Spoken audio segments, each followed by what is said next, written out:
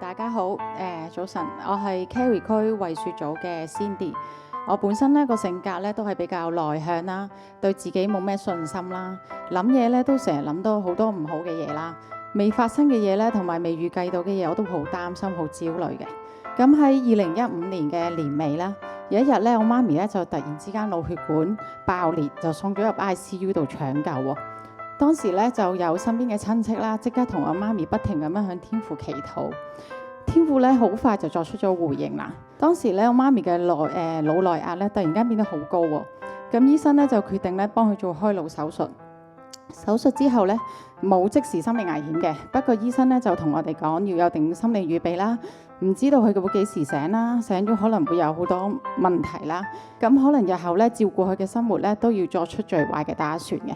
咁嗰一刻咧，我望住瞓喺病床上邊插滿喉嘅媽咪咧，我覺得好無助啊！咁我就反問翻媽咪，反問翻天父啊，點解媽咪咁好人？天父你都咁對佢咧？咁樣咁跟住喺住院期間啦，有一班教友咧就即刻嚟到為佢祈禱啦，仲邀請我咧拖住佢哋嘅手，咁啊一齊同媽咪祈禱。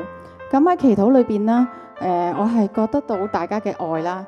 同時間咧，亦都覺得神咧好似醫治緊我嘅擔憂咁喎，不停咧諗起主同對媽咪嘅嗰種恩典。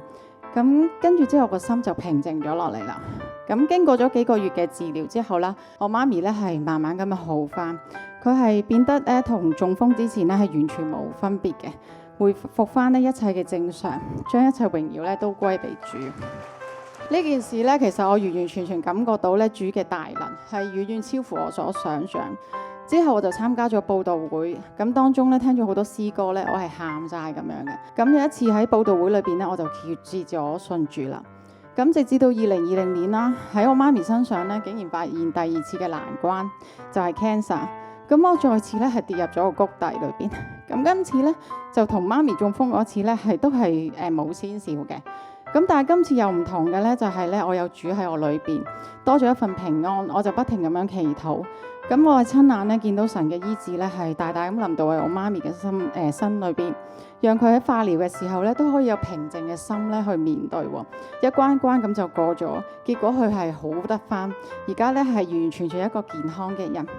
咁信咗主之後啦，我學識信靠主啦，讓主改變我嘅軟弱。聖經入邊亦都講過啦，我哋應當一無掛慮，只要凡事啦，藉着禱告、祈求同埋感謝，將我哋咧所要嘅都話俾神聽。神所賜嘅出人意外嘅平安啦，會喺基督裏邊、耶穌裏邊保守我哋嘅心懷意念。感謝主，讓我有信心去交託，依靠佢，從而多咗一份平安喜樂。阿們，多謝大家。記得訂閱簽物見證頻道，撳埋個鐘仔，同埋幫手分享、點讚，等更多人認識神。